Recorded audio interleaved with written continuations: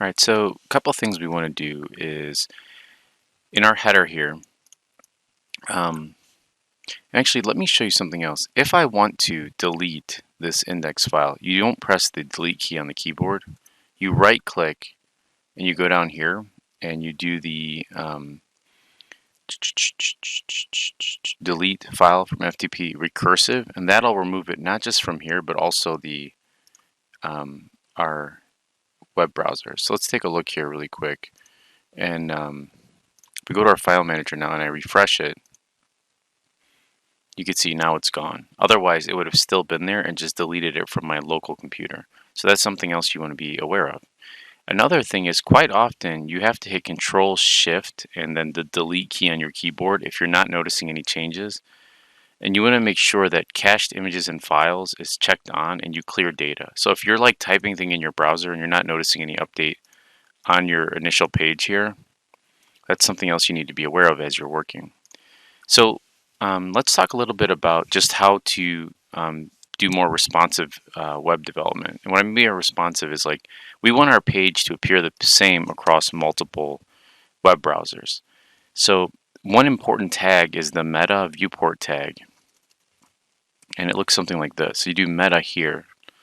And then you want the name to be viewport. So name, then inside here you want to type viewport.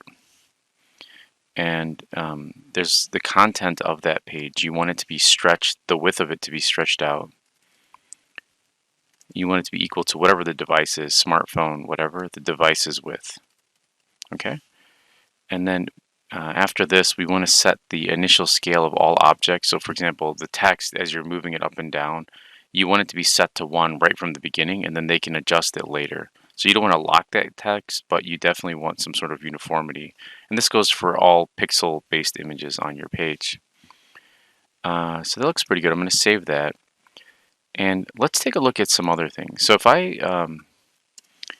add an image here. So here's my image tag, and I'm going to make the image source equal to, now I don't have an images folder here, so I'm going to go ahead and click on folder here, and I'm going to add one called images.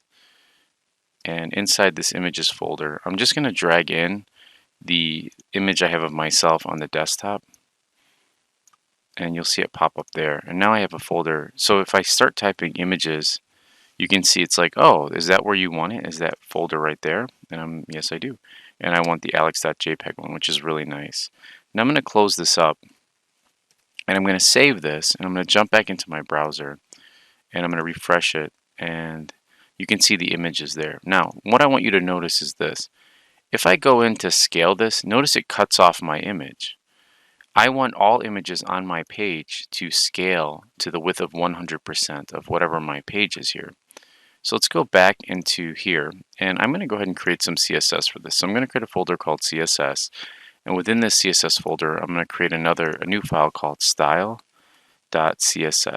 And let's see if I can spell style correctly, .css. I'm going to hit enter.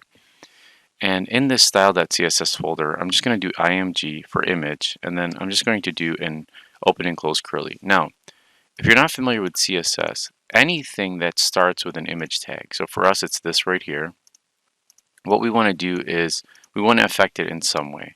Now remember what I was telling you, we had some issues with our scaling here. So what I can do is just say max width, and then I can just type in 100% here, and then I can save that. Now when I go back into my browser here and I refresh it, let's see what happens when I scale my view down. It looks like it might need to refresh a little bit. Let's save that again. Oops, we don't want to save that, but let's refresh it. And let's move this down. Now, you might be like, well, why isn't it working? And for some of you, you're like, hey, dude, you forgot a very crucial element. And what that is, and I'll pause it for 1 second and see if you can figure out what I got wrong. And if you're new to CSS, you might not get it. Is I forgot to embed or include that CSS into this page here. So the keyword for this is you want to type link, and then what are we linking to? Well, href, and then equals. Now, what we're equaling here is, remember we created that CSS folder? and we want to grab that specific style sheet there. Now we need to let it know what we are, what it is that we're kind of linking to, because we can link to other types, and we're actually linking to a style sheet.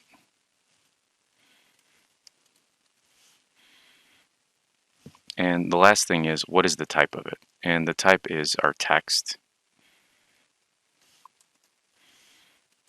slash CSS. So I'm going to go ahead and save this, and now let's go back to our web page and refresh it. And now when I move this, you should be able to see that the image is scaling with our page.